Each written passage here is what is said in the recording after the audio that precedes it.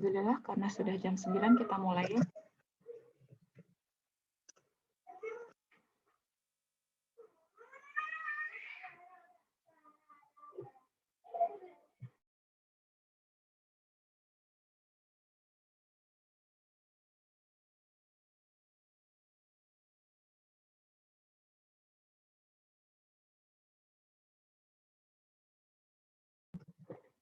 Ya, saya mulai dulu. Assalamualaikum warahmatullahi wabarakatuh. Ya, buat teman-teman yang bisa on-cam saja, nggak apa-apa, karena kita forumnya perempuan semua ya, muslimah semua. Jadi nggak masalah. Tapi diharapkan teman-teman bisa menggunakan kerudung dan pakaian secara lengkap gitu ya. Nggak pakai baju tidur seperti itu. Suara saya terdengar? Masuk? Teman-teman yang sudah join? Terdengar, Teh. Ya, alhamdulillah. Alhamdulillah sudah sekitar 24 yang join di ruang Zoom kali ini. Jadi ini adalah pesantren kilat muslimah karena kita cuma ada di Sabtu Minggu ya, jadi kilat saja. Dan alhamdulillah di minggu kedua ini kita bertemu dengan Teh Yul yang akan menemani kita di pertemuan kali ini. Lalu besok Minggu sore ya, tapi ya bukan pagi, itu ada jadwalnya sama Teh Peggy ya, Peggy Melati Sukma atau Teh Khadijah. Jadi jangan sampai dilewatkan rangkaian-rangkaian pesantren kilat muslimah by Inspiring Muslimah Academy ini sampai akhir, sampai tanggal 9 kalau nggak salah ya, itu jangan dilewatkan, sangat sayang banget kalau dilewatkan. Ya, sebelum kita mulai, alangkah baiknya kita awali agar kita lebih mendapatkan keberkahan di majelis ilmu kali ini. Kita awali dengan membaca basmalah, Al-Fatihah, dan doa belajar.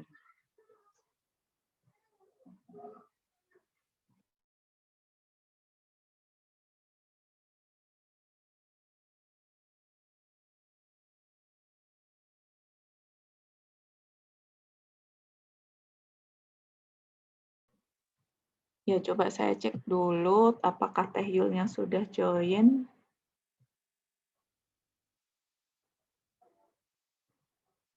Sudah ternyata. Oke, nggak usah lama-lama ya. Sebelum saya serahkan forum ini kepada Teh Yul, kita kenalan dulu ya. Kenalan melalui CV singkatnya Teh Yul.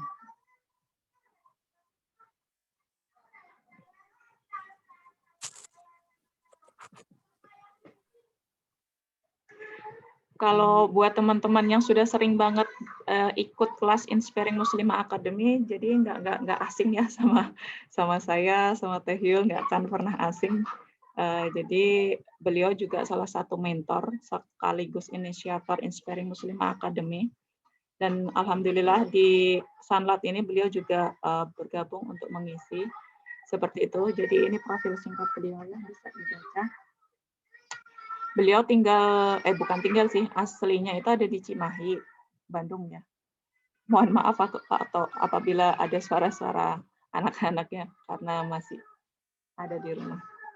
Lalu kalau sekarang beliau itu stay-nya beliau di mana ya, lupa, di Makassar kali ya, atau nanti tanya Teh Yul ya, bener apa nggak lupa antara Makassar atau mana, pokoknya Kalimantan bukan sih, ya itu. Nah ini ya pokoknya ya profil singkatnya beliau, tak kenal maka kita ta'aruf, kita kenalan sebentar sama Teh Yul. Ya itu yang bisa saya sampaikan di perkenalan ini, langsung saja saya serahkan ke Teh Yul. Teh Yulnya sudah join, bisa unmute.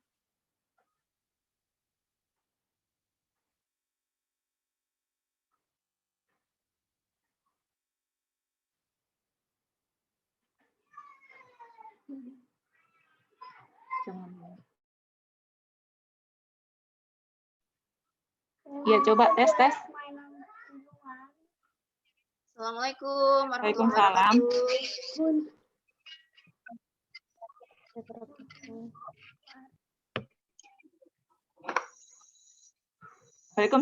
Waalaikumsalam. Terdengar.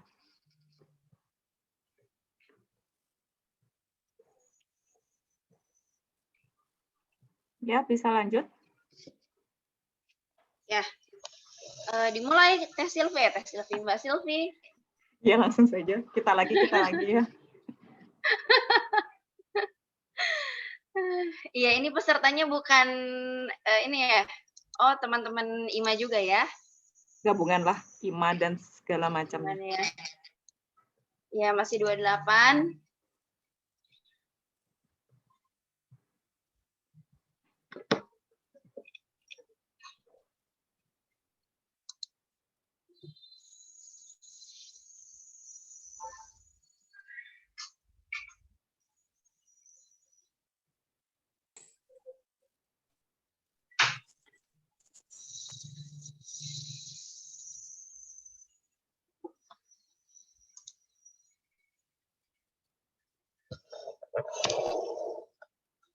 Agak gelap ini ya karena melawan cahaya matahari, tapi nggak apa ya.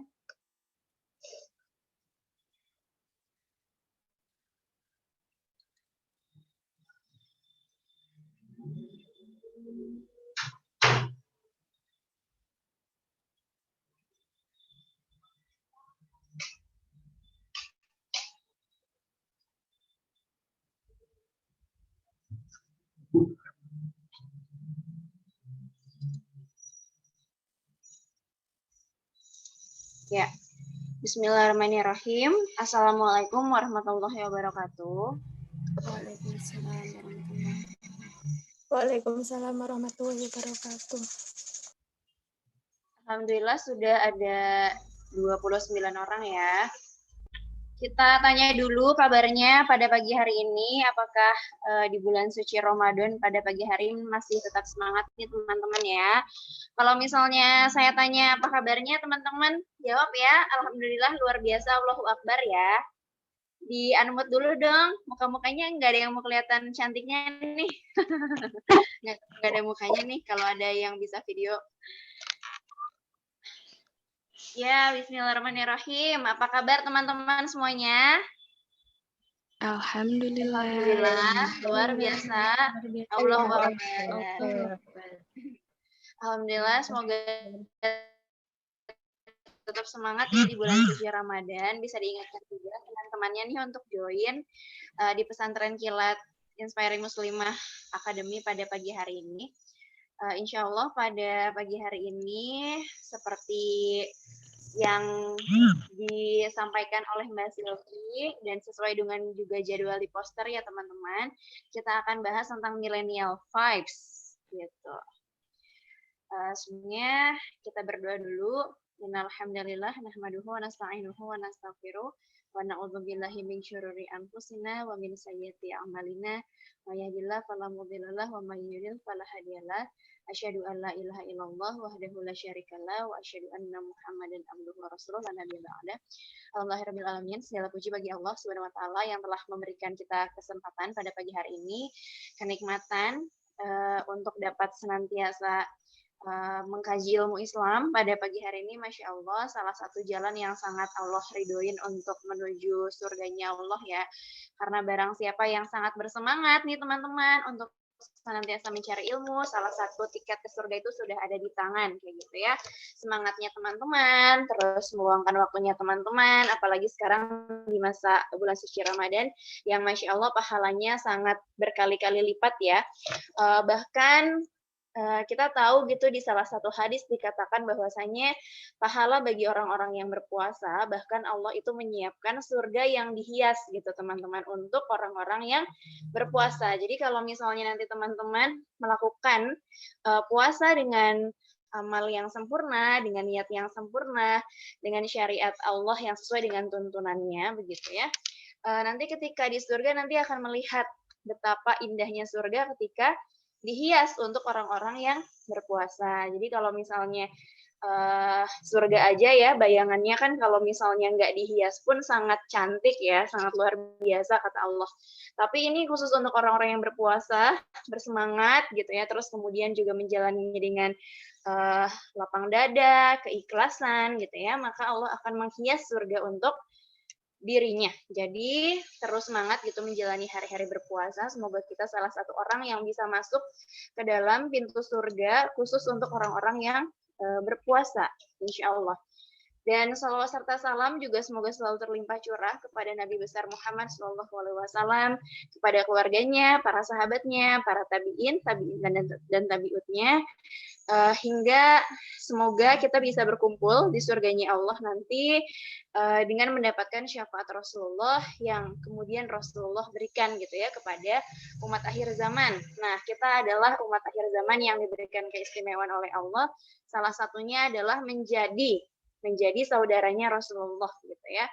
Bahkan para sahabat pun iri, kenapa tidak disebut dengan saudara? Karena kata Rasulullah, orang-orang yang disebut saudaranya Rasulullah adalah orang yang memegang syariat Islam, yang kemudian dia hidup di akhir zaman, yang mereka tidak melihatku, tapi mengerjakan apa-apa yang aku perintahkan, kata Rasulullah ya, mereka dengan teguh memegang Islam seperti bara api, walaupun sangat sulit gitu ya pada hari ini, tapi umat akhir zaman ini terus-menerus bersemangat gitu untuk kemudian mencari ilmu dan memegang syariat Allah. Maka kata Rasulullah, balasan untuk mereka adalah menjadi saudaraku yang insya Allah berarti kan akan dikumpulkan dengan orang-orang yang dicintai gitu ya oleh kita, yaitu Rasulullah. Jadi kan enak ya kalau misalnya hangout bareng di surga gitu sama Rasulullah. Nah, makanya harus terus semangat ya. Kalau misalnya ada kajian-kajian Islam, ikutin mumpung gratis gitu ya dari Inspiring Muslimah Academy. Nah, jadi pada pagi hari ini kita akan bahas terkait dengan millennial vibes. Sebetulnya kemarin Mbak Silvi bilangnya millennial vibes ya, tapi saya lebih bahas Gen Z karena di sini mungkin teman-teman lahirnya, saya mau tanya dulu nih, teman-teman lahirnya kayak saya nggak di usia 90-an atau udah masuk ke 2000-an? Di sini rata-rata 90-an atau 2000-an ya? Boleh di-unmute dulu. 90-an. 90-an. 90. 90 berapa? 98? 95. Oh, 95. 98, Kak. 98. Ada yang 2000-an? 2000, Kak. Ada yang 2000-an ya? Iya, jadi kalau misalnya kita bicara milenial nih sama Gen Z, biasanya kalau berdasarkan definisi, itu dibatasinya berdasarkan usia nih teman-teman. Jadi kalau milenial ini termasuk saya ya, generasi Z, generasi Y ya, Y generation. Jadi kalau generasi Y ini ya samalah yang usianya di 90-an gitu. Kita lanjut aja ya Mbak Silvi di next slide. Kita lihat nih, ini judulnya millennials. Lanjut aja. Kita judulnya milenial tapi bahasanya Gen Z ya, karena milenial ini generasi Y soalnya seperti saya. Nah, rata-rata kalau misalnya kita berbicara tentang Gen Z nih teman-teman ya, ada beberapa penelitian yang menyatakan berdasarkan dengan usia, Sparks and Honey, terus kemudian Badan Statistik Kanada, McChrystal Research Center, menyatakan biasanya kalau definisi Gen Z ini adalah orang-orang yang lahir di tahun 95 atau 93 lah gitu ya, kalau Kanada ini sampai 95 sampai 2009 ya. Jadi di sini kalau misalnya teman-teman masuk ke dalam kategori yang lahir memang di sekitar tahun sini berarti sudah termasuk Gen Z ya. Makanya saya tuh dikatakannya milenial atau Gen Y karena lahirnya 92 gitu ya. Itu udah masuk generasi Y. Kalau generasi Z ini adalah orang-orang yang memang lahir di generasi internet, jadi sudah menikmati keajaiban teknologi internet, disebutnya post milenial ya, atau IBM, Snapchat, dan lain sebagainya. Nah, perbedaannya apa nih sama generasi milenial? Lanjut aja Mbak Silvi. Kalau misalnya generasi milenial ini, seperti saya ya, sama Mbak Silvi juga sama generasi milenial, karena lahirnya di 90-an, 93 ke bawah. Jadi kita ini merasakan nih teman-teman peralihan teknologi ya, dari yang tadinya nggak ada handphone, terus kemudian nggak ada internet, terus kemudian juga kita merasakan gimana sih yang tadinya internetnya lambat jadi cepat gitu ya. Tapi kalau misalnya generasi Z ini adalah orang-orang yang kemudian nggak percaya gitu kalau misalnya dulu tuh internet tuh nggak ada gitu, dan mereka tuh nggak bisa hidup gitu ya tanpa wifi dan internet. Itulah generasi Z. Nah, jadi kalau misalnya punya anak, apalagi sekarang ya sudah mulai generasi alfa nih, kayak misalnya anak saya yang masih kecil-kecil, pasti dia generasi alfa. Anak kecil sekarang kan mainannya handphone ya, dan lain sebagainya, kebanyakan. Nah, jadi kalau generasi Z ini memang hidup dari lahir memang tidak merasakan peralihan itu. Kalau saya masih sedikit bisa merasakan kan ya, bagaimana bermain kelereng, terus beralih kelerengnya menjadi di handphone gitu ya, games-games di handphone dan lain sebagainya, itulah generasi Y gitu. Kalau generasi Z, apa perbedaannya? Ini juga mungkin salah satu karakteristik teman-teman, apakah mungkin ada atau tidak. Jadi pertama, age-nya itu dikategorikan umurnya 3-18, terus dia betul-betul sangat lahir di kondisi teknologinya sudah maju sekali, connected banget sama their peers. Coba ya, salah satunya adalah ketika teman-teman beli skincare, atau misalnya teman-teman beli baju, dan lain sebagainya, biasanya kan kalau dulu generasi Y, ya nanyanya ke ibu ya, Bu, aku bagus yang mana ya, dan lain sebagainya. Nah, kalau generasi Z itu nanyanya ke YouTube. Lihat dulu ya review-review vlogger, beli makanan yang yang banyak di-review sama food blogger. Terus misalnya beli skincare, lihat dulu nih review teman-teman dari makeup influencer. Terus kalau beli baju juga ngelihatnya YouTube. Pokoknya berbicara terkait dengan shopping itu nanti mereka larinya lihat dulu nih di YouTube ini lagi hits happening-nya tuh seperti apa. Itu generasi Z. Jadi key karakteristiknya yang pertama mereka tuh globally aware ya. Jadi celebrities, fashion, food, online entertainment dan lain sebagainya. Terus mereka juga digital native. Teman-teman ngerti banget, ngerti Facebook, smartphone, YouTube, apalagi generasi X ya, sebelum generasi Z, ibu-ibu kita sampai sekarang juga masih ada yang sedikit gaptek, agak susah gitu ya untuk pegang handphone, tapi generasi Z itu enggak seperti itu. Speed Demons, bisa teman-teman baca, entertainment addict, suka banget diperhatikan gitu ya, suka banget hiburan, terus juga mereka lebih suka kolaboratif partner, dan microminers gitu. Jadi ini perbedaannya antara generasi Y sama generasi Z. Oke, lanjut. Jadi kalau misalnya kita bisa simpulkan, jadi apa sih sebenarnya ciri-ciri dari generasi Z yang kemudian lahir anggap aja dari 93 atau 95 ya sampai 2009. Akhirnya ketika banyak teknologi sekarang, mereka itu jadi less fokus. Jadinya memang kurang sedikit fokus karena banyak distraksi di mana-mana. Ngerjain PR, lihat Instagram dulu gitu ya. Terus kemudian banyak misalnya mau ngerjain tugas, lihat chattingan dulu di WA dan lain sebagainya. Pokoknya karena banyak distraksi teknologi di mana-mana gitu ya, akhirnya fokusnya berkurang. Tetapi memang mereka akhirnya jadinya multitaskers gitu ya, bisa melakukan apapun dalam satu waktu gitu ya. Misalnya ngedengerin, misalnya nonton TV sambil chatting sama teman, sambil ngerjain PR, itu udah biasa gitu di generasi Z. Tapi kalau kita ngomongin orang tua kita, kalau fokus nyuci ya nyuci aja gitu ya. Kalau fokus ini ya ini aja. Tapi Gen Z ini lebih baik secara multitasking-nya dibandingkan generasi X dan generasi Z. Nah, terus mereka juga independen ya, independen punya pemikiran sendiri, terus juga lebih mengembangkan jiwa-jiwa entrepreneur ya, teman-teman ini suka berbisnis, apalagi sekarang sudah mulai masuknya era-era saham gitu ya, teman-teman lebih melek finansial di usia 30-an itu udah banyak yang pengen beli rumah. Itu generasi Z gitu. Kalau generasi ya dulu belum sempat kepikiran ya kayak nabung gitu kan, terus misalnya beli aset, tapi sekarang karena informasinya banyak, teman-teman ini fokus gitu ya untuk kemudian financial literasinya lebih bagus gitu. Jadi jiwa entrepreneurnya yang kemudian juga muncul tuh banyak. Terus ekspektasinya, mimpinya, harapan-harapannya juga lebih besar daripada milenial. Gen Z is big on individuality juga besar dan lebih global ya, karena gadget addiction-nya sampai 40%. Jadi teknologinya tuh sangat luar biasa generasi Z ini. Jadi teman-teman semua hidup di area yang bisa menyebabkan banyak sekali pahala di situ, tapi juga salah satunya juga banyak distraksi karena banyak sekali teknologi yang berkembang gitu ya pada hari ini. Oke, next. Tetapi gitu ya, itu adalah salah satu kelebihan dari Gen Z. Tapi kalau kita coba lihat nih teman-teman, fenomena Gen Z atau yang lahir berdasarkan teknologi yang canggih, kita dengan lahirnya TikTok gitu ya, dengan lahirnya banyak challenge-challenge yang kemudian ada di Instagram, terus kemudian ada di TikTok challenge gitu. Kita lihat ya kalau teman-teman sekilas Teh Yul suka lihat lambe turah gitu kan dan lain sebagainya.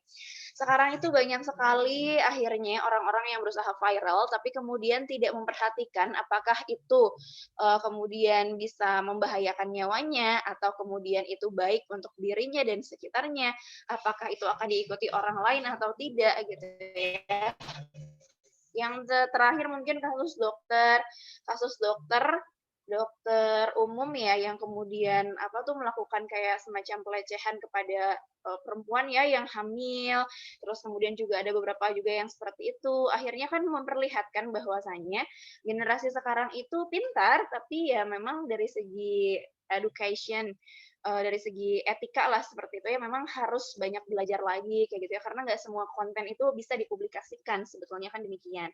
Jadi kayak misalnya Kiki Challenge kalau kemarin-kemarin sempat viral banget ya di 2019-2020 yang kemudian turun mobil terus akhirnya tiba-tiba joget-joget sendiri dan akhirnya banyak gitu ya korban-korban yang kemudian itu hampir nyaris meninggal gitu gara-gara keseret mobil ya karena memang di Kiki Challenge ini kan memang dia turun dari mobil dan kemudian dia nari-nari sendiri aja gitu ya atau misalnya ada snorting challenge ya kalau teman-teman tahu. Jadi kalau misalnya snorting challenge ini masukkan benda ke dalam hidung dan menariknya lewat mulut bayangin. Jadi dimasukin bendanya dari hidung terus dikeluarin lewat mulut ya. Jadi kayak balon, kondom, benda lentur dan panjang lainnya. Jadi itu semua konten-konten yang menyebabkan viral gitu ya di media sosial. The Salt and Ice Challenge juga ada gitu ya. Jadi di sini banyak yang mengalami luka gitu ya para Gen Z karena memang di sini mereka rela gitu ya tubuhnya ini dibekukan gitu kan. Jadi seolah mati rasa karena mengalami kedinginan yang sangat luar biasa. Nah, jadi kalau teman-teman lihat bagaimana akhirnya fenomena Gen Z pada hari ini dengan kecanggihan teknologi, teman-teman harus betul-betul bisa memilah konten dan kemudian memilah kalau ingin jadi influencer atau YouTuber atau dan lain sebagainya, kita harus perhatikan apakah Islam itu kemudian memperbolehkan syariat yang seperti ini atau tidak gitu ya. Jangan hanya karena mengejar konten, kemudian mengejar viral, akhirnya kemudian kita mempertaruhkan nyawa kita sendiri. Yang paling parah sih mungkin di TikTok ya kalau sekarang. Karena konten-kontennya sekarang udah banyak challenge-challenge yang membahayakan dan itu nggak masuk akal ya kalau menurut saya. Seperti inilah akhirnya kan ada juga yang minum Pepsi terus meninggal di tempat dan lain sebagainya lah karena terlalu banyak mengkonsumsi soda dan lain sebagainya gitu. Oke, next.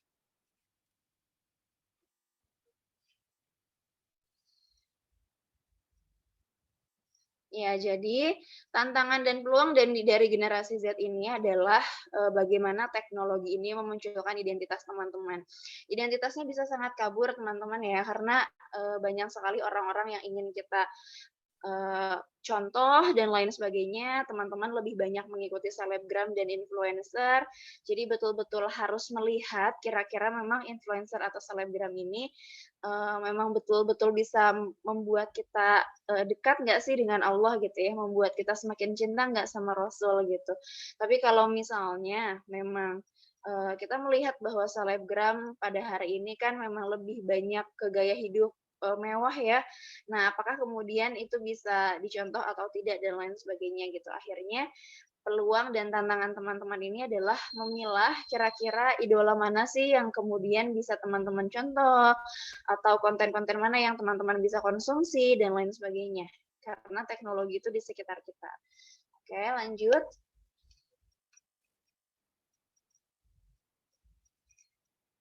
Tetapi gitu ya, kalau misalnya kita lihat generasi Z, ya masih ada berita baiknya karena salah satu faktor kebahagiaan di generasi Z ini adalah menganggap agama ini paling penting dan itu adalah Indonesia gitu. Jadi generasi Z ini memang menganggap agama tuh paling penting. Konten agama ini masih menjadi salah satu konten yang sangat menarik gitu ya untuk generasi Z terutama di Indonesia. Jadi masih ada peluang gitu ya untuk kita menyampaikan kebenaran.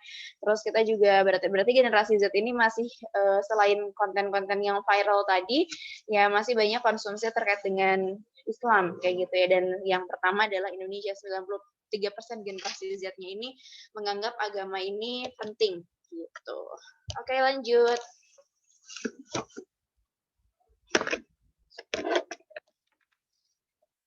Nah, kenapa akhirnya gitu ya teman-teman generasi Z ini bisa ya mengalami yang saya sebut sebagai krisis visi hidup gitu karena kalau teman-teman sebenarnya nggak salah sih yang namanya kita hidup di generasi X, generasi Y, generasi Z itu adalah salah satu yang memang tidak bisa kita ubah teman-teman. Jadi kalau misalnya kita berbicara qadha dan qadar, kita kan memang ada di dua lingkaran ya. Satu lingkaran memang bisa kita ubah, satu lingkaran memang tidak bisa kita ubah gitu.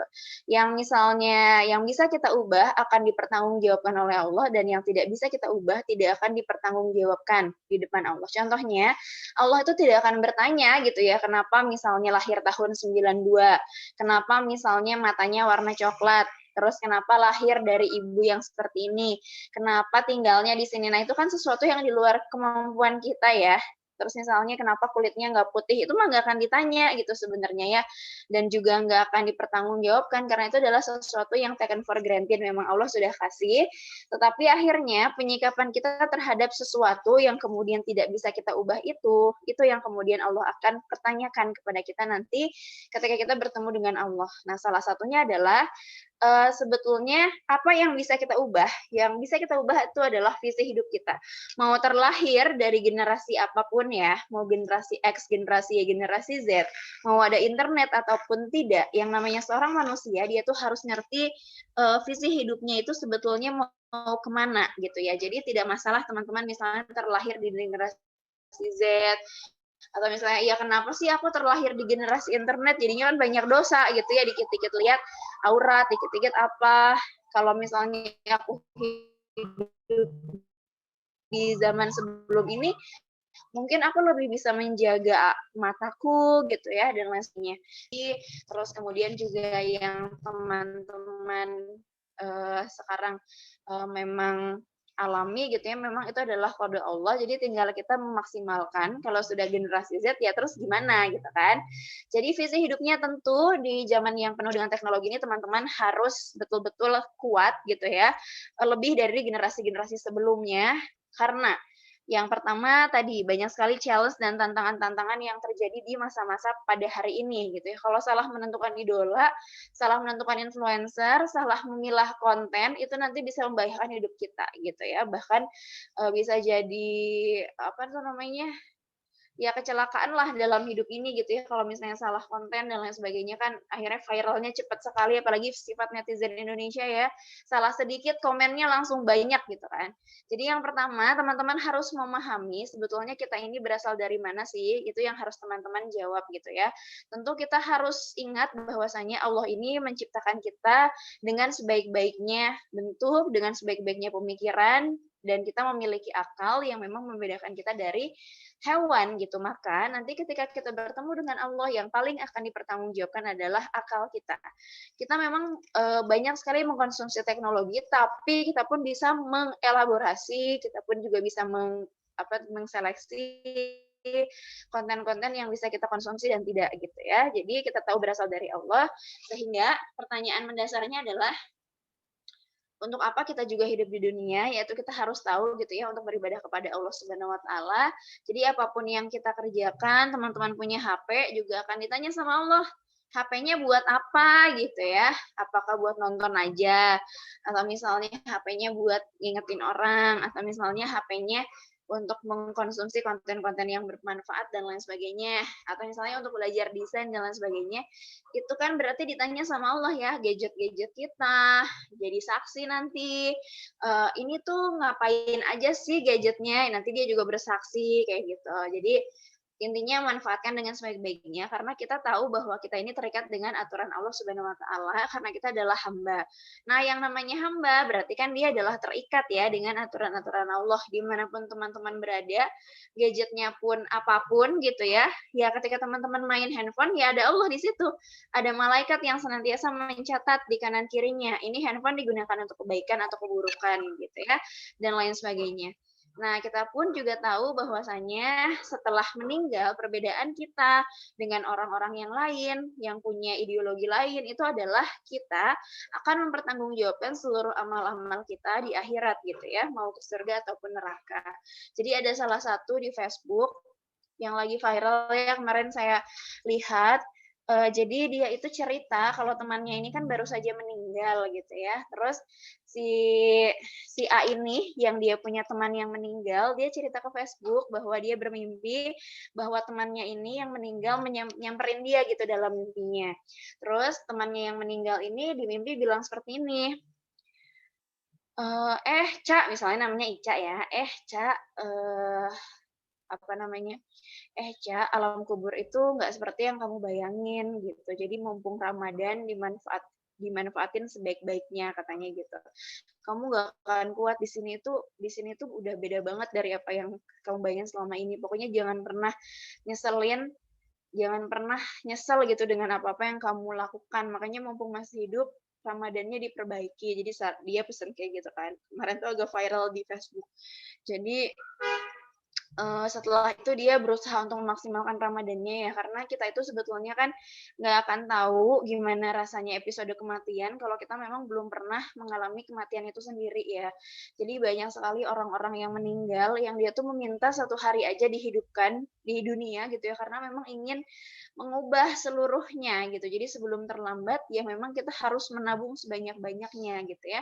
Kalau di Al-Quran ada yang meminta untuk dijadikan tanah aja, kenapa ya Allah aku nggak dijadikan tumbuhan aja? Karena nggak kuat sebenarnya, itu pun kan masih di alam kubur ya, masih kemudian menunggu untuk semuanya ini terjadi hari kiamat ya, dan kemudian diputuskan ke surga atau neraka. Di alam kubur pun gitu ya, di cerita itu dikatakan dia udah nggak kuat lagi gitu, karena tidak seperti yang dibayangkan. Ya Allahu alam apakah kemudian itu benar atau tidak, dan bagaimana cerita itu dibuat ya. Tapi yang bisa kita ambil ibrohnya adalah kita memang hati-hati terperdaya dengan waktu gitu pada hari ini karena kita luput gitu bahwasanya kita tuh mempertanggungjawabkan semuanya.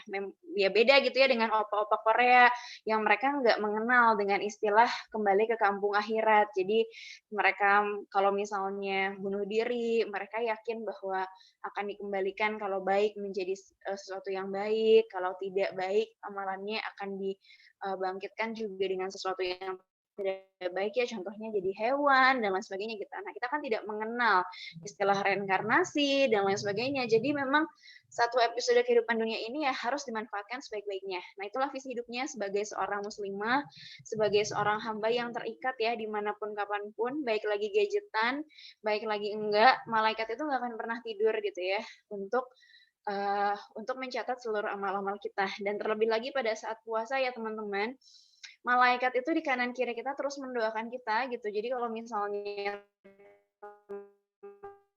teman-teman yang merasa sebagai perempuan teman-teman, basahnya lisan teman-teman, atau yang sudah jadi istri ya sambil masak gitu, sambil masak sambil berzikir atau sambil nyuci beras gitu ya sambil baca Al-Fatihah, itu semua akan dinilai pahala gitu oleh Allah. Walaupun memang secara ibadah mahdoh mungkin orang-orang yang rumah tangga ya dan punya anak itu tidak sehebat gitu orang-orang yang single kalau dari segi waktunya. Jadi kalau teman-teman sekarang masih single terus kemudian tidak ada beban gitu ya, masih dimasakin ibu dan lain sebagainya, harusnya memang bisa hatam banyak gitu ya di bulan ini karena fokusnya adalah meningkatkan ibadah. Nah, jadi seperti itu. untuk visi hidup yang harus kita lakukan adalah terus-menerus mengingat bahwasanya kematian itu sangat dekat dengan kita gitu ya. Kita bisa aja meninggal kapanpun, kita nggak tahu nanti amalan kita diterima atau tidak gitu. Jadi kalaupun sekarang teman-teman lagi menuntut ilmu, yang memang harus berusaha untuk meniatkan segala sesuatunya karena Allah agar dicatat sebagai kebaikan gitu ya. Oke, lanjut.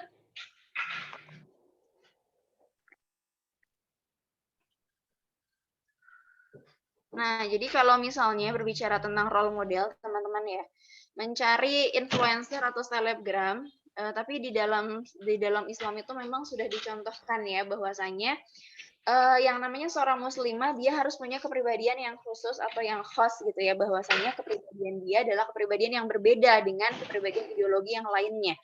Seorang muslimah adalah seseorang yang memiliki pola pikir Islam dan pola sikap yang Islam kayak gitu ya, yang akhirnya memunculkan kepribadian yang khas atau khusus. Contohnya adalah seorang muslimah dia akan berpikir dulu apakah Islam ini boleh atau tidak gitu ya ketika dia ingin melakukan sesuatu. Contohnya, boleh nggak ya aku ngambil utang di bank yang ada ribanya? Dia nggak akan ngambil utangnya dulu sebelum dia ini kemudian berpikir apakah Islam ini memperbolehkan tidak ya aku mengambil riba gitu. Jadi dipikirin dulu sebelum dia beramal ya.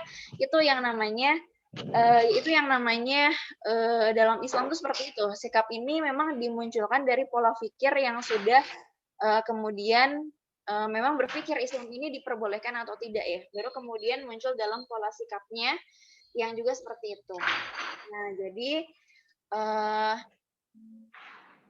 jadi kalau dalam Islam seperti itu ya, memang harus memiliki pola pikir dulu, dipikir dulu apa-apa sebelum dilakukan. Jadi jangan dilakukan dulu, kemudian dipikirin akibatnya. Itu akan sangat bermasalah gitu ya. Terus kita juga tahu bahwa berbicara terkait dengan true beauty, kita tahu bahwa dalam Islam ada inner beauty, ada outer beauty gitu ya. Jadi istilahnya adalah si seorang muslimah ini punya gitu ya akhlak-akhlak yang kemudian memang harus dimunculkan dalam dirinya, itulah disebut inner beauty gitu. Cantik secara jiwa yang itu adalah memiliki kepribadian yang baik gitu, itulah Islam. Oke, lanjut.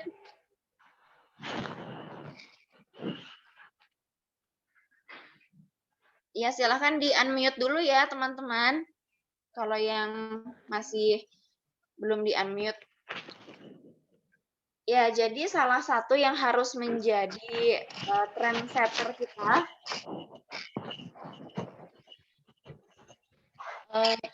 kita itu adalah dengan mengkaji Islam gitu ya. Di sini di Quran surat Al-Mujadalah ayat 11 dikatakan bahwasanya Allah akan meninggikan orang-orang yang beriman di antaramu dan orang-orang yang diberi ilmu pengetahuan beberapa derajat. Nah, jadi kalau misalnya mau jadi trendsetter nih, mau jadi seseorang yang kemudian menjadi influencer gitu, teman-teman harus punya dulu ilmunya kayak gitu ya.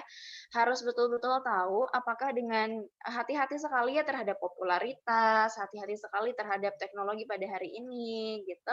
Karena kalau kita memang terbersit ria sedikit gitu ya, amalan-amalan kita itu bahkan diceritakan oleh Rasul ya, seperti terkumpul seperti gunung, tapi bahkan dia ini ditiup gitu ya, amalannya seperti gunung tuh ditiup tinggal hus gitu, terus langsung nggak ada. Kita bingung, di mana amalan aku? Ngingetin di mana amalan aku ngapain, terus kata Rasul kan ya karena memang ada sedikit ria di hati kamu kan, jadinya akhirnya amalan-amalan yang dikumpulkan itu ya memang sudah tidak ada wujudnya lagi seperti gunung yang tertiup angin gitu. Jadi apapun yang teman-teman lakukan populer atau tidak gitu ya, terus kemudian teman-teman bisa menjadi influencer atau tidak, fokusnya adalah teman-teman bisa melakukan apapun yang terbaik secara optimal gitu. Karena Allah ini sangat menyukai peran-peran kita yang dilakukan sangat optimal. bagaimana cara mendekatkan kita kepada Allah, takarub kepada Allah. Allah itu menyukai amalan-amalan wajib yang dilakukan oleh kita, gitu ya. Jadi kalau teman-teman ini fokus kepada amalan-amalan wajib, salah satunya adalah berdakwah, dan sebelum berdakwah teman-teman mengkaji Islam, maka Allah itu akan sangat menyukai orang-orang yang melakukan amalan wajib. Terus kalau misalnya bertanya, Tahil mau melakukan amalan-amalan sunnah. Nah, amalan sunnah yang dicintai oleh Allah adalah amalan sunnah yang kemudian dilakukan secara konsisten. Jadi kalau misalnya teman-teman banyak nih ya amalan sunnah, terus teman-teman nggak pilih sih, kalau bagus sih memang memilih semuanya. Tapi anggaplah teman-teman memilih sedekah ya. Nah, sedekah ini ketika teman-teman dikerjakan secara kontinu dan rutin, Allah itu lebih suka walaupun nilainya itu kecil dan sedikit gitu. Jadi intinya adalah bagaimana cara mendekatkan diri kepada Allah. Pertama, teman-teman harus mengkaji amalan-amalan wajib yang dilakukan oleh seorang muslimah. Nah, perannya itu apa muslimah? Perannya kan sebagai ummu barabatul bait. Nah, ketika teman-teman berbicara mau menikah, belajar dulu pranikah dalam Islam ya, hak dan kewajiban suami istri. Ketika teman-teman tahu bahwa kewajiban seorang istri adalah A, B, C, D, dan teman-teman fokus dan secara optimal di sana, Allah itu sangat menyukai seseorang yang melakukan segala sesuatu dengan optimal gitu ya.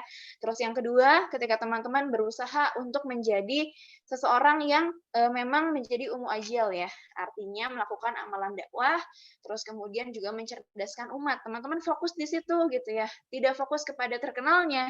Tapi kalau misalnya terkenal itu bonus, tapi kalau misalnya teman-teman fokusnya menyebarkan, nanti Allah akan bantu gitu dengan menguatkan lisan teman-teman, terpengaruh dengan konten-kontennya teman-teman gitu ya. Jadi saya juga mendapatkan cerita bagaimana ceritanya teman saya yang dulu nggak berkerudung ya, nggak berhijab, terus akhirnya berhijab dan kerudung. Itu sebetulnya sederhana, gara-gara dia itu sering ngelihat postingan tentang hijab dan kerudung di Instagramnya. Dan dia tuh merasa bahwasanya itu mungkin hidayah buat dia ya. Kenapa setiap buka Instagram kok bawaannya itu konten terkait dengan hijab sama kerudung gitu, jilbab sama khimar. Jadi lama-kelamaan ya dia ini berhijab gitu, karena merasa bahwasanya wah ini kayaknya ditegur Allah gitu kan. Jadi maksudnya adalah kita nggak tahu dari postingan kita yang mana yang menggerakkan orang lain, yang sebetulnya memang itu tuh Allah yang menggerakkan orang itu melalui kita. Masya Allah gitu ya. Itulah yang namanya pahala investasi.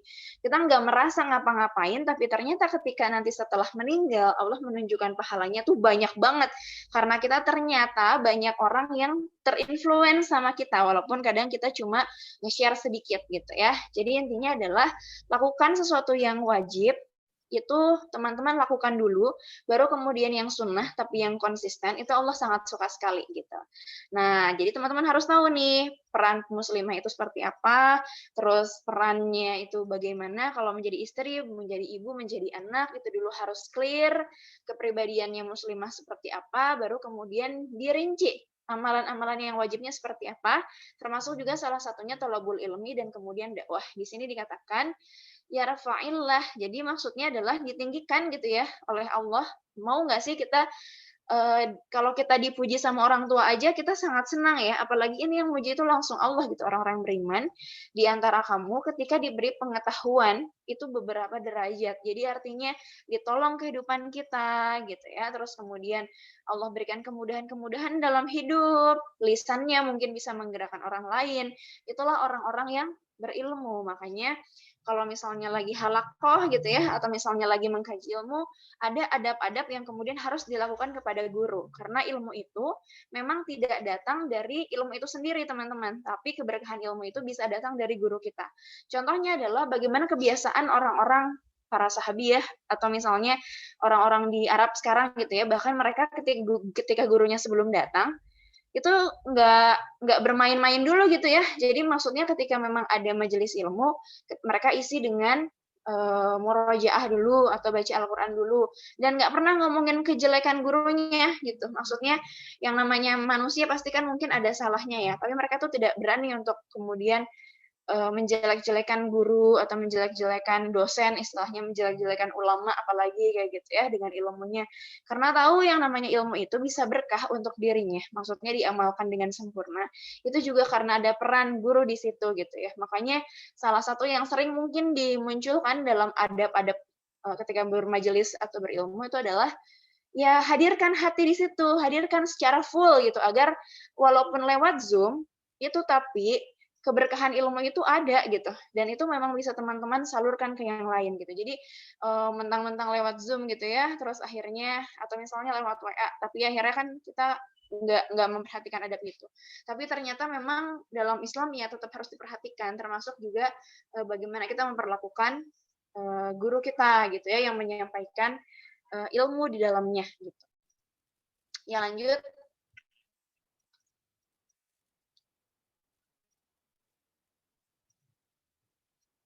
Di sini juga dikatakan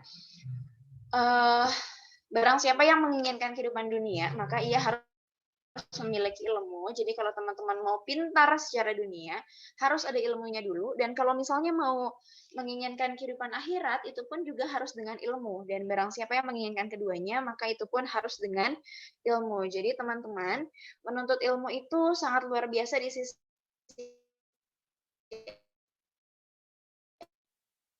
Allah gitu ya. Kalau teman-teman mau memiliki kehidupan dunia, maka itu harus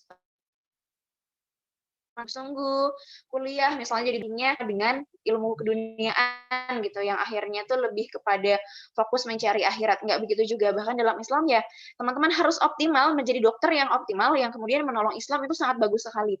Teman-teman kuliah di jurusan komunikasi memang harus optimal juga gitu ya.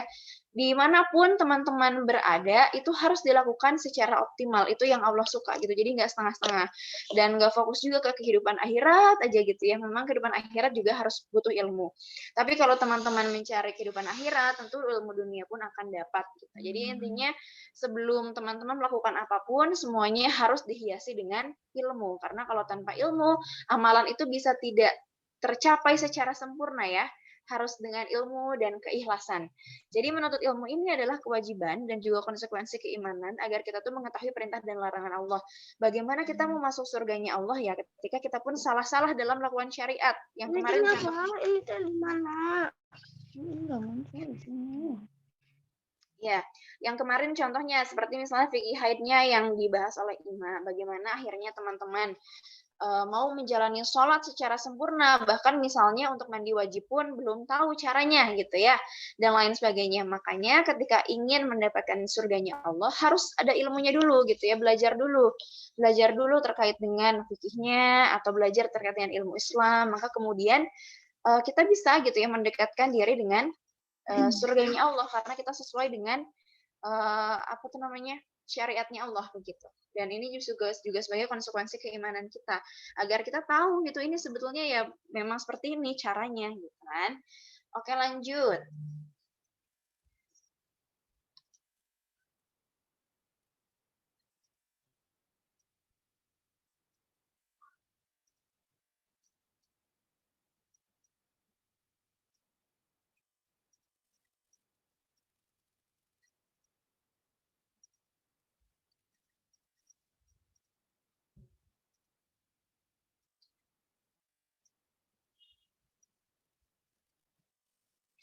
Jadi intinya tipsnya adalah pertama jangan jaga jarak sama ilmu ya. Kita harus generasi Z nih ya. Walaupun memang kita ini penuh dengan teknologi, tapi banyak sekali gitu ya akses-akses yang bisa teman-teman lakukan di internet. Jadi teman-teman harus cinta sama ilmu. Sekarang banyak banget forum-forum yang literasi muslimah ya, baca buku 1 hari dan lain sebagainya gitu ya. Intinya adalah ketika kita memang berusaha untuk mencari ilmu, ilmu itu akan didekatkan oleh Allah gitu ya. Dan jangan lama-lama berpisah dari ilmu, baca buku, baca sesuatu yang bisa kemudian membuat kita lebih banyak tahu ya terkait dengan ilmu dunia dan juga ilmu akhirat. Karena ilmu akhirat ini seperti layaknya jari yang dimasukkan kepada lautan ya, terus kita angkat, ya cuman itu aja, yang tersisa itu tetesan-tetesannya itu adalah dunia, sementara ilmu akhirat tuh jauh lebih banyak yang harus kita pelajari gitu. Dan selalu dinanti, jadi bagaimana teman-teman ini akhirnya sangat menyukai dengan ilmu gitu ya, tipsnya adalah memang harus selalu juga ingin menjadi seseorang yang berilmu, karena Motivasinya adalah motivasi ruhiyah, motivasi agar ditinggikan derajatnya oleh Allah. Salah satunya adalah dengan ilmu. Dan juga akan dimudahkan jalan kita menuju surga dengan ilmu. Ya kalau kita tidak bisa dengan yang lain, kenapa kita tidak fokus di mencari ilmu saja gitu ya? Karena ilmu yang syar'i ya, artinya adalah kita betul-betul ilmu yang bisa mendekatkan diri kepada Allah. Oke, lanjut.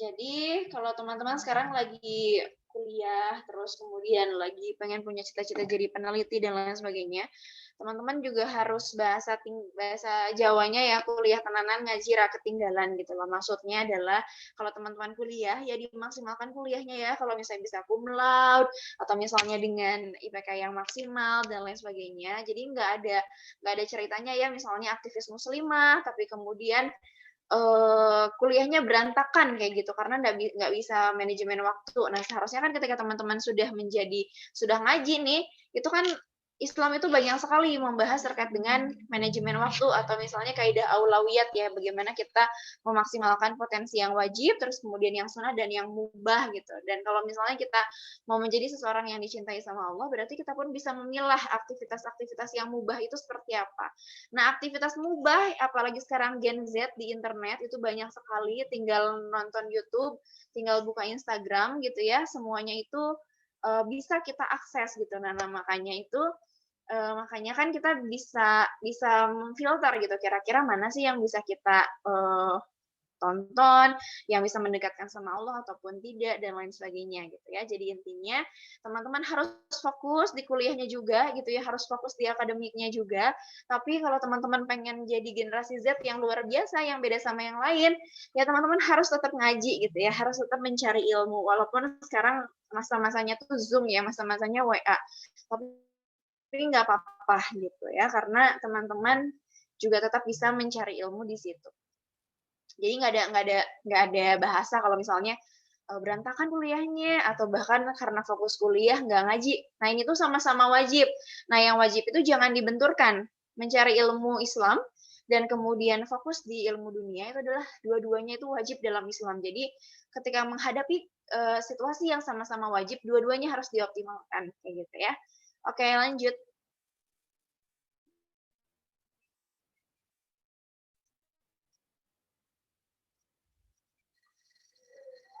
Nah, selanjutnya setelah mengkaji ilmu, teman-teman generasi Z yang banyak fokus banget di internet, jangan lupa gitu ya kalau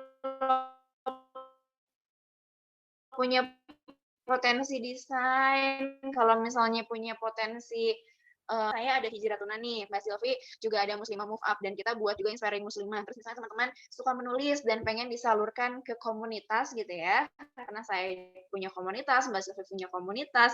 Misalnya ini aja WA, ada juga beberapa yang WA saya gitu ya, Teh Yul mau nyumbang tulisan untuk Hijratuna misalnya kayak gitu kan. Nah, jadi ya teman-teman salurkan aja potensinya di desain lewat komunitas-komunitas muslimah atau misalnya disalurkan juga tulisannya lewat komunitas muslimah. Kenapa? Karena memang sharing itu ya karena kita care gitu. Jadi biar tulisan teman-teman bisa diakses lebih banyak orang, ya akhirnya memang dibagi aja ke orang lain gitu ya. Di Quran surat An-Nahl dikatakan memang kita harus menyeru kepada jalan Tuhan kita gitu ya dengan hikmah dan pelajaran yang baik dan berbantahlah dengan cara yang baik. Artinya adalah memang wajib perempuan dan laki-laki itu adalah melakukan aktivitas dakwah. Ini pun adalah salah satu aktivitas yang wajib di dalam Islam gitu ya. Jadi bukan hanya menuntut ilmu aja, tapi ketika nanti sudah teman-teman ada ilmunya harus disampaikan kepada yang lain dengan cara-cara yang hikmah kayak gitu. Jadi ud'u ila sabili rabbika bil hikmah, terus-terusan teman-teman harus milenial ini ya, Gen Z ini harus betul-betul memanfaatkan sosmednya dengan baik untuk menyeru seruan-seruan Allah gitu ya di dalam aktivitasnya. Oke, selanjutnya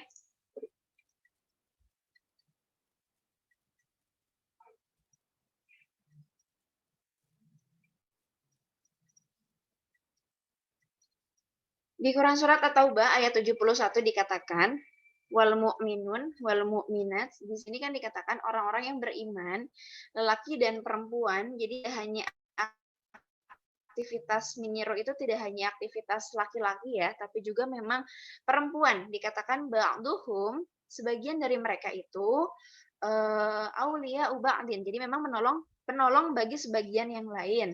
Ya'muruna bil ma'ruf, mereka menyuruh mengerjakan yang ma'ruf, wa yanhauna 'anil munkar, dan memang mencegah daripada yang mungkar. Mereka yuqimuna shalah, mendirikan salat, wa yu'tuna zakah. Di sini dikatakan gitu ya, mereka taat kepada Allah dan juga Rasul-Nya, mereka akan diberikan rahmat. Saya rahamuhum, diberikan rahmat oleh Allah. Innallaha azizun hakim. Jadi di sini dikatakan sesungguhnya Allah Maha Perkasa lagi Maha Bijaksana. Jadi kalau kita lihat gitu ya, perintah untuk menyebarkan Islam itu tidak hanya kepada laki-laki saja Allah perintahkan, tapi juga memang kepada perempuan. Jadi nggak usah nunggu, oh aku mah di rumah aja ya karena aku perempuan. Tidak, tapi aktivitas menyeru itu adalah aktivitas perempuan dan laki-laki dikatakan adalah wajib. Kita harus menjadi penolong bagi sebagian yang lainnya. Kalau kita ngelihat kemungkaran, ya berarti kan kita nggak boleh diam, tapi kita pun harus ada ilmunya, gimana cara ngingetinnya, gitu ya. Gimana cara ngingetinnya biar nggak potensi dia sakit hati misalnya, itu kan juga harus ada apa ilmu-ilmu dakwah di situ gitu ya, gimana cara ngingetin dengan baik gitu. Jadi intinya kalau mau diberi rahmat sama Allah, ini kuncinya gitu ya. Mau diberi rahmat sama Allah, diberkahkan hidupnya, memang kita harus jadi penolong bagi sebagian yang lain, kita mengerjakan yang ma'ruf, mencegah yang mungkar, kita pun juga sholat, zakat, dan taat kepada Allah dan Rasul-Nya. Maka rahmat itu akan turun gitu ya dari Allah. Di Quran Surat At-Taubah ayat 71. Lanjut.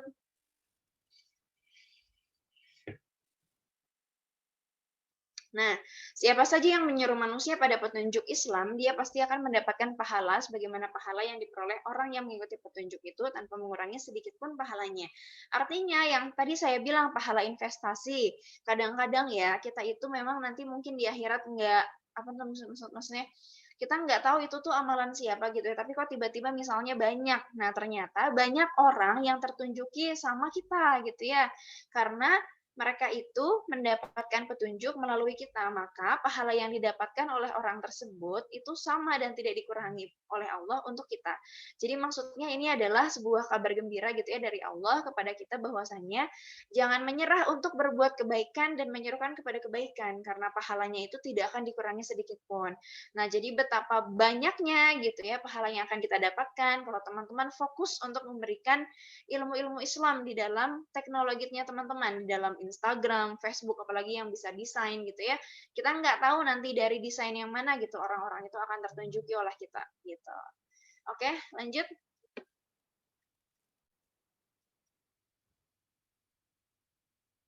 Nah, jadi siap menjadi Gen Z zaman now artinya adalah banyak idola di sekitar kita, tapi kita pun harus memiliki rel-rel sendiri ya teman-teman ya untuk menjadi Gen Z yang betul-betul sangat dicintai Allah karena kita pun memang tidak ingin tersesat gitu ya hidup di dunia yang hanya sekali ini gitu. Teman-teman mungkin bisa mengingat bagaimana cara mengingatnya ya.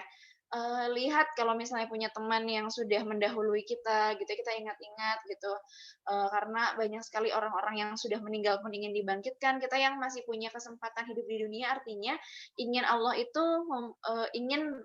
ingin kita terus memperbaiki diri gitu kan. Jadi ketika menjadi ibu yang profesional, ketika menjadi mahasiswa yang profesional, ketika menjadi apapun yang Allah berkahkan gitu ya dalam hidup kita, tidak usah mengeluh gitu ya karena memang ini jangan-jangan salah satu cara agar kita ini betul-betul bisa mendekat kepada Allah gitu. Oh, kenapa sih aku ini ya orang lain udah punya anak, aku belum. Nah, mungkin ada juga hikmahnya di sisi lain gitu ya, agar kita meningkatkan kapasitas diri. Ada yang terus-terusan punya anak gitu ya, beranak lagi gitu ya. Susahnya gitu ya. Nah, itu mungkin itu hikmahnya kita tuh masih muda gitu ya. Kalau saya aja ini banyak sakit punggung padahal usianya belum 30 apalagi nanti melahirkan usia 35 ya sakit punggung terus kayaknya gitu ya. Nah, jadi intinya kalau misalnya punya anak terus ya mungkin karena saya ini masih muda dan Allah tuh percaya ya bisa gendong-gendong.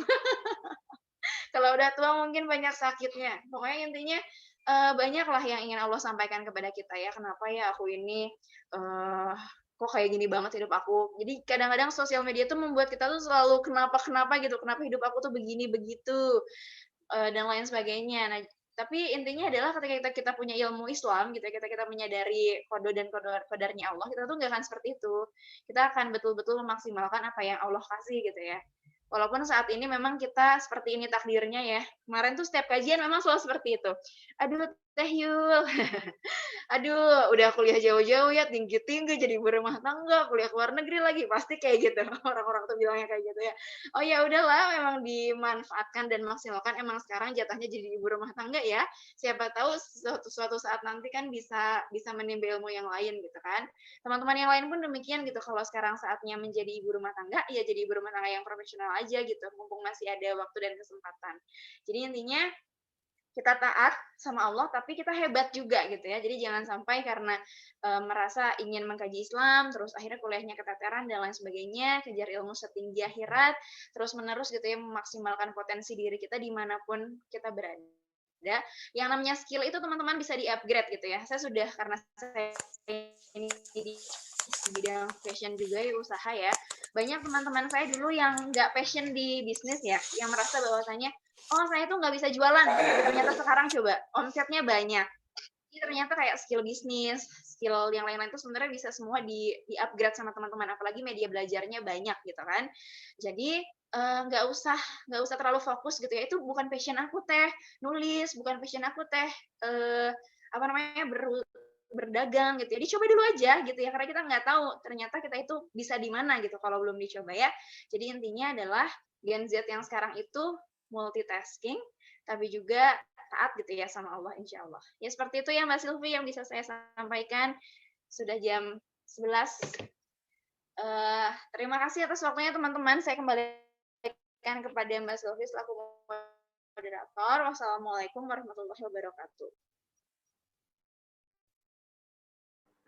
Jam 11 itu di tempatnya Yul ya, kalau di kita masih jam 10. Masih jam 10. Oh iya. Yaitu Indonesia. Yaitu yang bisa disampaikan oleh Teh Yul. Jadi awal itu milenial itu dipikirnya ya emang kita ini, ternyata kita Gen Z ya, bukan milenial ya. Milenial itu justru yang tua-tua ya ternyata.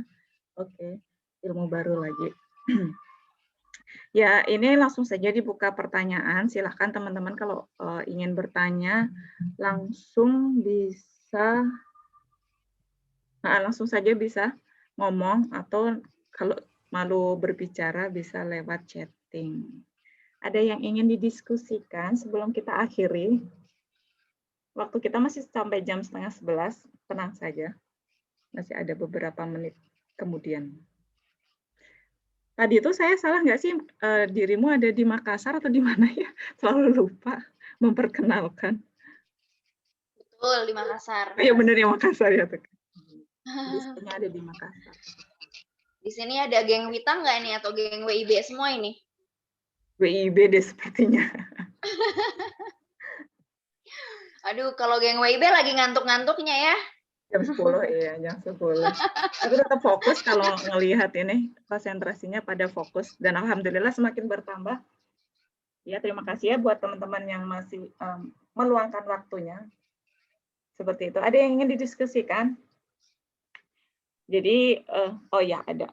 Geng Wita hadir katanya. Ya, Geng Wita. Oh, geng Wita ya. Ya, alhamdulillah kita dari mana-mana saling berkenalan saja nanti di grup seperti itu. Jadi ini tuh kalau kajian. Oh ya, silahkan sekali. Ya. Tadi terkait dengan niat gitu ya, dijelaskan kalau kita niatnya nggak kuat gitu ya, kayak pahalanya udah segunung padahal nanti hilang gitu kayak dihembus angin. Nah, gimana sih Kak caranya kita bisa jaga niat itu tulus gitu untuk Allah gitu. Kita ngelakuin segala sesuatunya untuk Allah. Karena kan kadang kita niat di awal itu kuat ya memang untuk Allah, tapi di tengah perjalanan kadang kalau dipancing sama orang lain gitu suka muncul riyanya gitu Kak. Mungkin gitu aja. Terima kasih. Assalamualaikum. Waalaikumsalam warahmatullahi wabarakatuh. Dijawab atau ditampung dulu Mbak Silvi? Ada lagi yang mau bertanya? jawab aja dulu, nggak apa-apa. Iya. Jadi kalau misalnya teman-teman tahu nih, kan sering banget ya kita mendapatkan kalau misalnya amalan itu memang tergantung dari niatnya, katanya mendapatkan pahala atau tidak. Itu kan memang tergantung bagaimana niat kita ya. Kalau misalnya kita banyak nih mengerjakan amalan-amalan, terus ternyata tidak disertai niat yang murni, tidak yang lillahi ta'ala, bisa jadi memang tidak berpahala gitu. Nah itu yang memang senantiasa kita takutkan ya, bahwa kita itu nanti banyak pahalanya, tapi ternyata salah niatnya dan lain sebagainya gitu ya. Misalnya karena pengen dipuji, apalagi sekarang media sosial, Masya Allah ya, betul-betul ngabrik hati ya, niat yang lurus sama yang tidak itu tipis sekali, atau misalnya atau misalnya ketika amalannya dikerjakan sehari-hari, pengennya dilihat yang udah punya mertua, dilihat mertua, wah menantu aku rajin banget gitu ya, dan lain sebagainya. Jadi banyaklah kalau misalnya pengen dilihat itu salah satu godaan yang harus dihindari gitu. Nah, gimana sih caranya biar kita ini senantiasa ya mengingat bahwasanya eee, niat kita itu biar lurus gitu.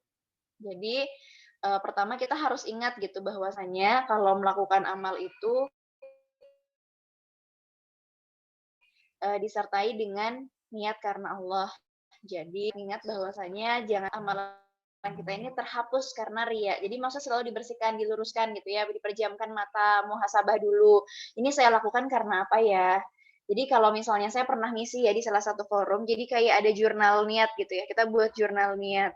Niatnya itu misalnya nih ya, pengen pengen melakukan aktivitas A gitu ya, niatnya seperti ini. Terus dievaluasi misalnya setiap 2 hari atau 3 hari niat saya masih sama atau tidak gitu ya, dan itu memang diketahui hanya oleh diri kita sendiri sebetulnya. Apakah memang kita masih lurus atau tidak gitu ya, karena memang harus muhasabah, memang kuncinya adalah berdiam diri, muhasabah, mengingat-ingat apakah ini kita masih sama niatnya atau tidak gitu.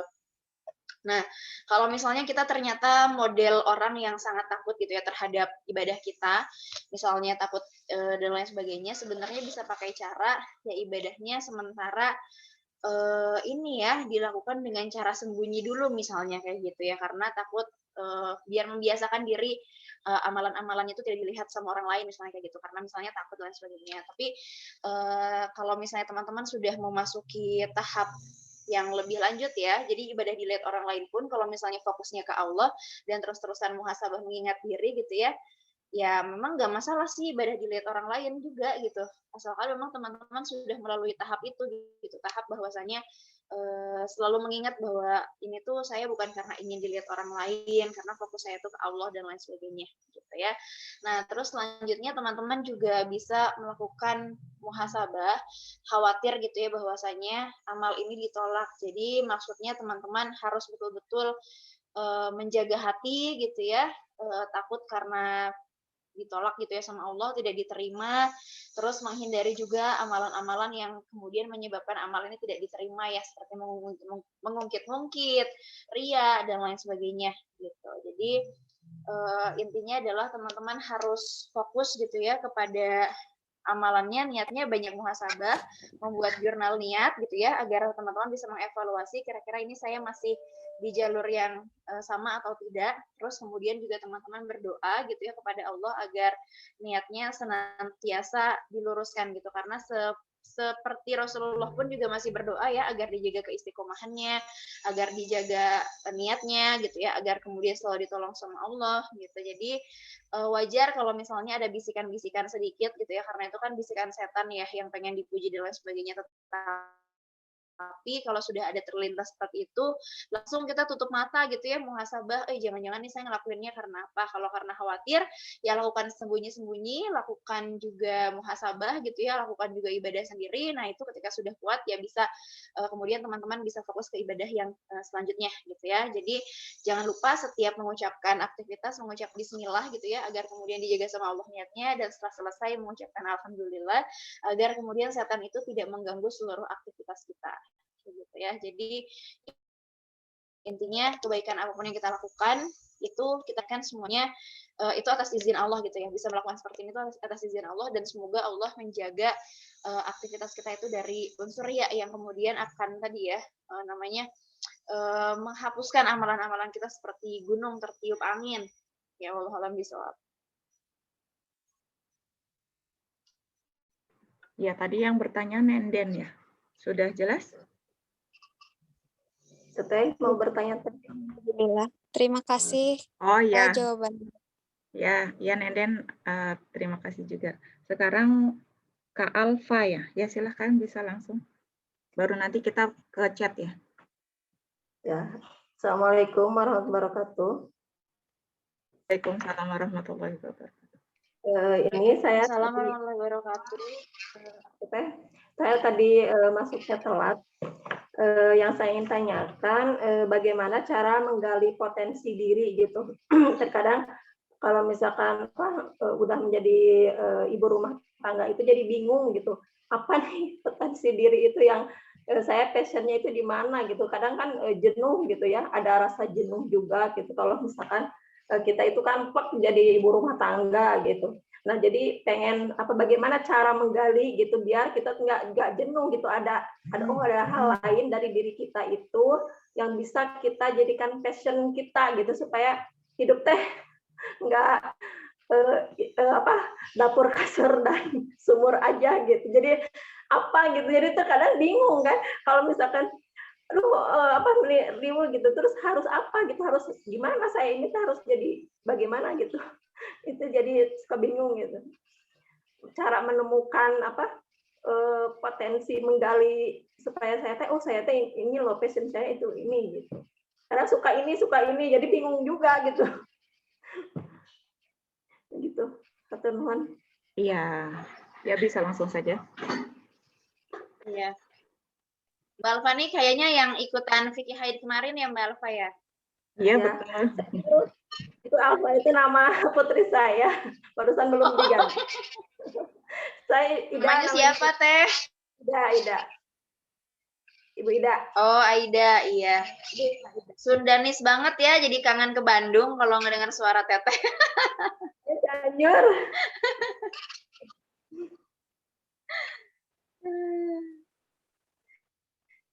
Iya, jadi kalau jadi ibu rumah tangga nih seperti saya atau Mbak Silvi atau Mbak Aida ya, Teh Aida, Masya Allah ya rutinitas sehari-hari sama ya.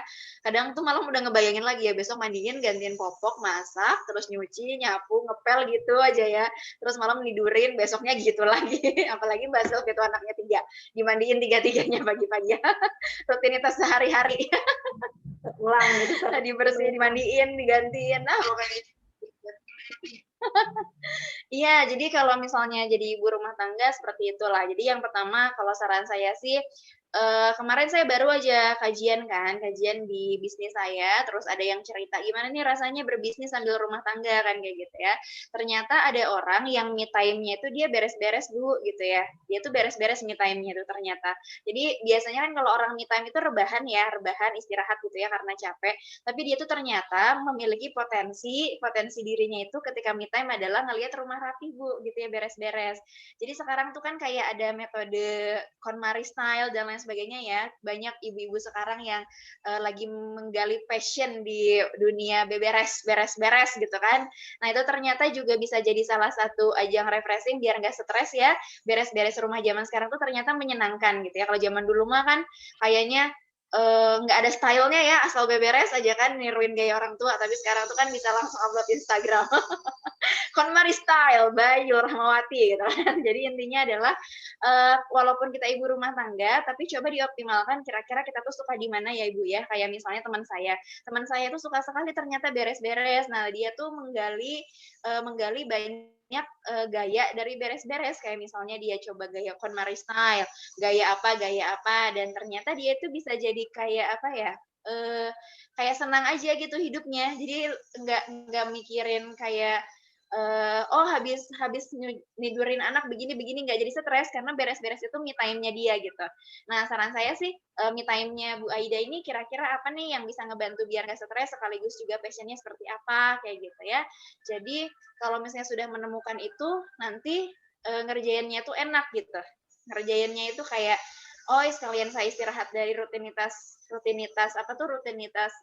keseharian, saya juga bisa lebih bahagia dengan itu. Nah, itu tentu harus ditemukan Bu Aida ya. Jadi kayak misalnya apakah beres-beres, apakah menulis, apakah kemudian ngomong gitu ya. Kalau saya ini ya me time-nya ini ngisi-ngisi Zoom kayak gini tuh me time karena anaknya dititip ya. Dititip suami jadinya bisa fokus gitu ngisi-ngisi. Terus ada juga misalnya ternyata saya itu harus nulis ya Ibu ya, kayak misalnya kan kalau ada istilahnya writing for healing ya. Jadi kalau misalnya terlalu jenuh dengan aktivitas seharian, ternyata menulis itu bisa jadi salah satu solusi nih biar kita ini agak sedikit bisa terkurangi bebannya kayak gitu, karena kan yang namanya perempuan kan harus ada sesuatu yang disalurkan ya Ibu ya. Entah misalnya ngomong, entah istilahnya menulis, entah dibeberes. Nah, itu yang harus Bu Aida temukan. Kira-kira itu mau ke arah mana. Dan setelah ditemukan itu harus konsisten Ibu biar bisa menemukan potensinya. Kayak misalnya nih, setiap subuh nulis gitu ya, misalnya satu lembar atau satu paragraf, nanti lama-lama itu jadi kebiasaan ya, kebiasaan kayak misalnya sudah dilatih selama 1 bulan 2 bulan, oh ternyata passion saya dinulis. Terus misalnya passion saya beres-beres, nggak masalah sih kalau passionnya beres-beres, karena memang tiap orang kan beda-beda ya, ada yang passionnya di sini di sana. Kalau saya memang kalau beres-beres bukan terlalu passion ya, dan saya juga nggak nyobain style macem-macem gitu. Tapi saya lebih ke arah skill gitu, skillnya tuh kayak dilatih nulis atau latih public speaking, saya lebih ke arah sana. Tapi kalau misalnya ada ibu-ibu yang lebih suka beres-beres, kayak sekarang musimnya ikut klub food preparation gitu ya, skillnya itu lebih ke culinary style, itu terserah ibu-ibu yang lain. Yang penting adalah aktivitasnya ini betul-betul bisa membuat tenang, membuat nggak depresi, juga sekaligus bisa me time, tapi juga sekaligus nggak kehilangan bonding gitu sama anaknya. Gitu Ibu. Kira-kira Ibu suka apa? Tinggal dilakukan gitu. Setiap hari harus konsisten Ibu. Biar kelihatan nanti passionnya di mana. Kalau cuman sehari 2 hari nggak bisa. Passion itu harus dilakukan selama 2 bulan 3 bulan lah baru kelihatan. Dan bisa keasah skillnya tuh kemana. Jualan misalnya kayak gitu ya. Bisa juga. Jadi intinya semuanya dilakukan, baru nanti ketemu dan dilakukannya harus konsisten berbulan-bulan gitu ya. Iya betul, biar jadi habit. Ya, ini pertanyaan panjang banget, Masya Allah. Panjang sekali. Oke, yang atas saya baca semua kali ya. Kelihatannya ini satu frekuensi. Yang pertama, mau bertanya bagaimana upaya diri kita untuk tidak terdistract sama teknologi. Itu yang pertama.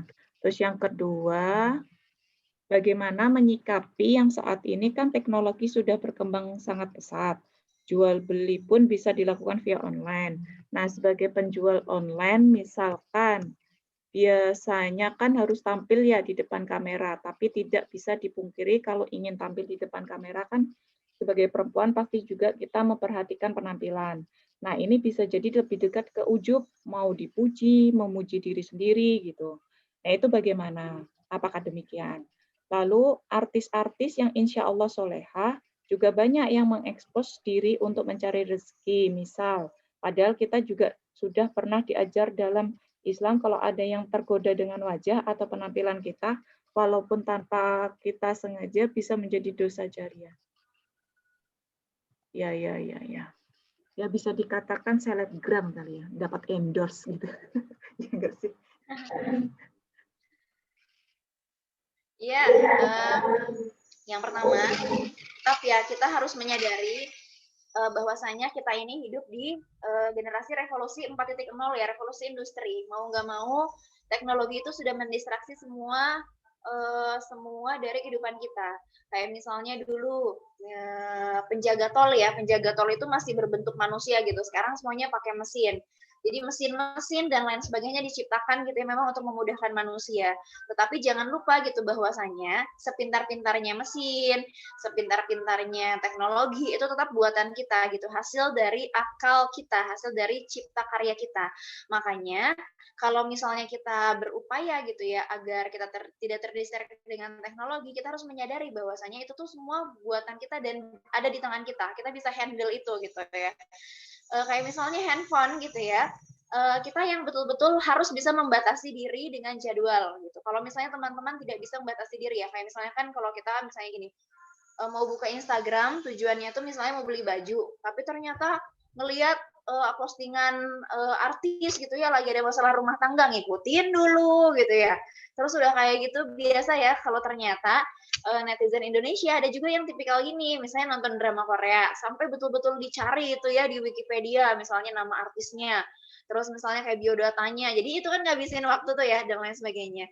Nah, jadi kita yang tahu batasan diri kita untuk kemudian biar tidak terdistract teknologi. Jadi kalau misalnya teman-teman harus ketat, ya harus ketat. Misalnya kayak gini, bangun tidur 1 jam untuk megang handphone, selanjutnya saya harus ngurus anak, jadi jangan juga terdistract sama handphone, misalnya 1 jam untuk anak gitu ya, misalnya ngajak dia main.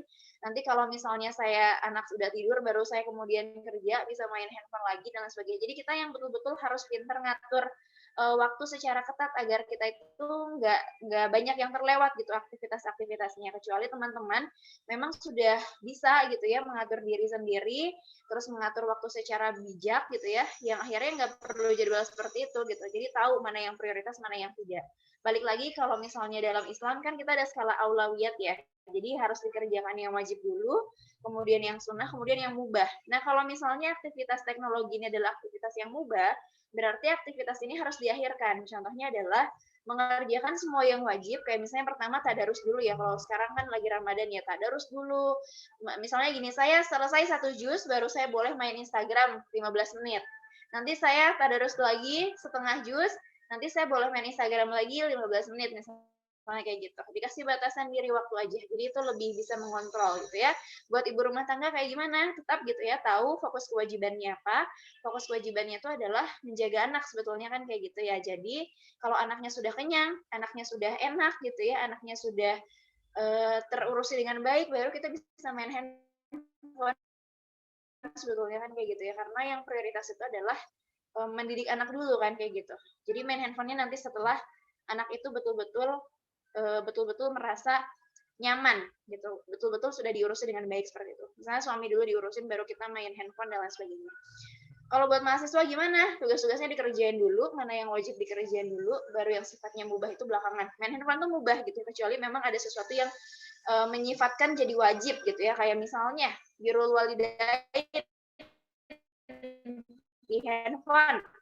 Ya itu nggak apa-apa, ya misalnya maksudnya kalau saya di Makassar, ibu saya di Bandung, ya harus mau nggak mau video call terus kayak gitu kan, karena salah satu birrul walidainnya yang memang cuma lewat komunikasi gitu ya. Jadi kita yang tahu batasan diri kita seperti mubah ya, kecuali memang kerjanya di situ kayak desainer dan lain sebagainya, ya itu memang bisa pakai handphone gitu. Nah, terus menyikapi teknologi berkembang pesat, jual beli via online, terus bagaimana hukumnya di depan kamera dan lain sebagainya. Ya, tentu kalau misalnya dalam Islam ya, kita punya rambu-rambu sendiri gitu ya, muslimah untuk tampil di hadapan kamera atau tidak. Jadi intinya adalah kalau misalnya kayak publikasi gitu ya, atau misalnya sesuatu yang harus pakai foto yang sifatnya memang mengenalkan diri, ya memang kita harus pintar-pintar memilih pertama gaya dari diri kita kayak gitu kan. Intinya adalah perempuan itu punya kewajiban untuk menutup aurat secara sempurna. Jadi pastikan gayanya misalnya ya nggak terlalu berlebihan, terus kemudian juga kita sudah menutup aurat secara sempurna, bajunya tidak mencolok dan juga kita tidak tabaruj gitu. Artinya adalah ketika orang melihat kita di foto sama orang yang melihat kita biasa itu ya sama mukanya kayak gitu ya, nggak pangling gitu kan, setidaknya ya memang begini mukanya gitu kan, nggak yang kadang-kadang zaman sekarang, wih di foto it's okay, pas ketemu kok beda jauh gitu ya, pakai teknologi Photoshop. Nah kalau kayak gitu-gitu kan berarti bisa tabaruj versi Photoshop nih kayak gitu ya, karena tiba-tiba komedonya dihilangin, terus pipinya ditirusin, terus matanya dibikin belok gitu ya dan lain sebagainya. Nah itu yang kemudian nggak boleh gitu ya, karena kita mengubah bentuk. Jadi intinya adalah perlihatkan ya apa adanya sesuai dengan kebutuhan aja. Kalau misalnya memang tugas tabaruj aja nih seperti itu, masih pakai kerudung yang menutup dada, terus kemudian pakai jilbab dan lain sebagainya seperti itu ya. Jadi itu masih diperbolehkan karena online sama offline kita tuh harus berlaku sama gitu ya. Maksudnya adalah ya memang kita tampilannya seperti ini, di online juga kita pakai hijab, di offline pun kita pakai hijab, ya harus sama pokoknya kayak gitu. Jadi nggak membedakan. Misalnya tiba-tiba pakai make up tebel gitu ya di Instagram, nggak seperti itu gitu ya. Tapi memang harus sama. Harus sama dengan juga memperhatikan posisi dari foto kita gitu ya. Jadi jangan sampai kemudian mengundang juga. Jadi kita kan memang punya kewajiban memakai hijab sempurna, tapi laki-laki juga punya kewajiban untuk menundukkan pandangan. Jadi sama-sama punya kewajiban gitu ya.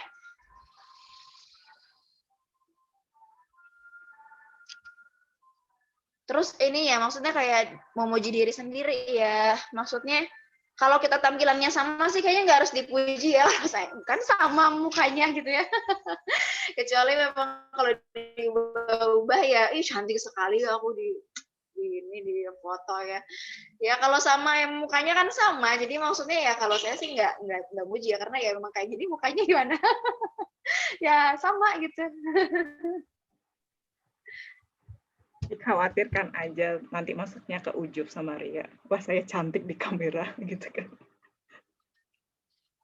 Ya itu ya yang bisa disampaikan karena kita sudah jam 10:30 dan ya sebenarnya jam 10:30 sudah cukup sih, kayak kemarin juga jam 10:30. Desain cantik ya.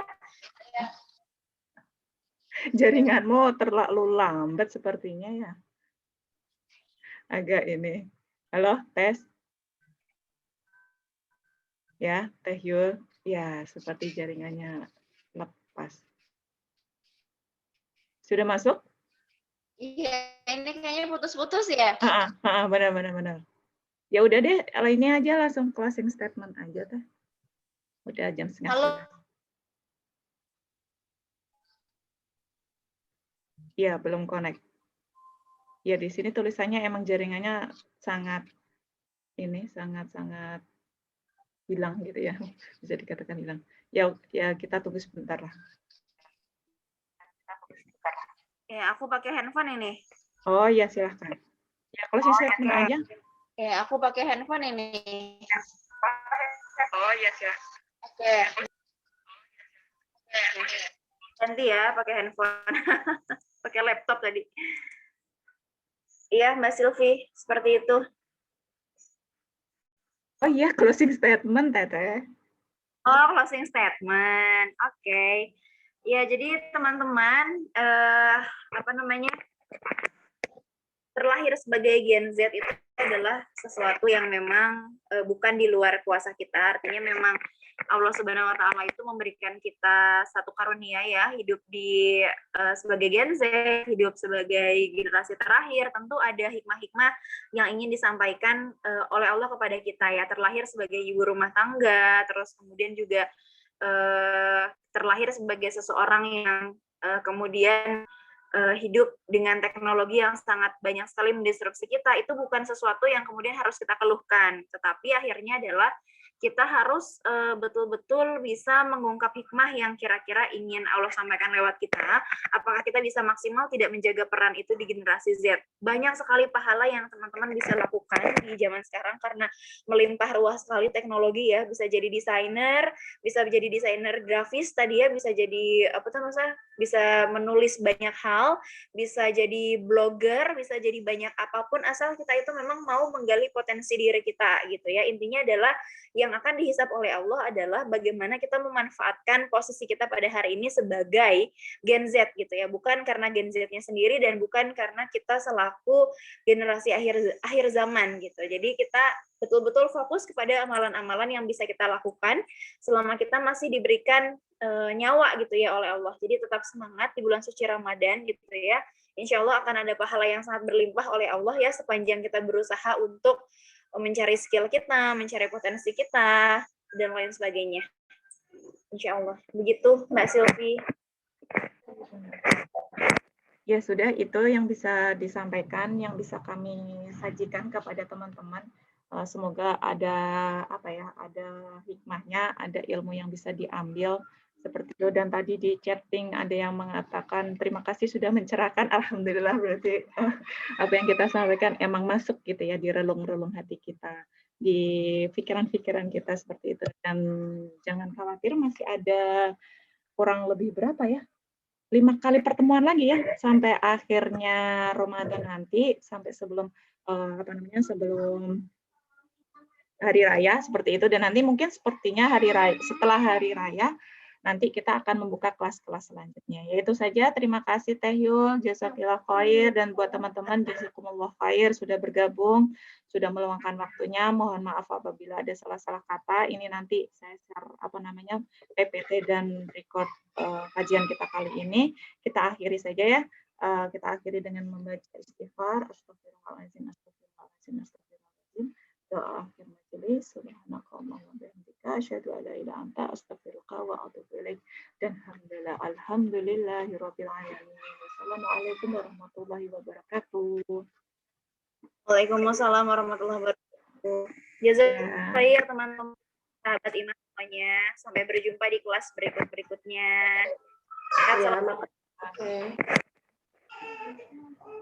Oke. And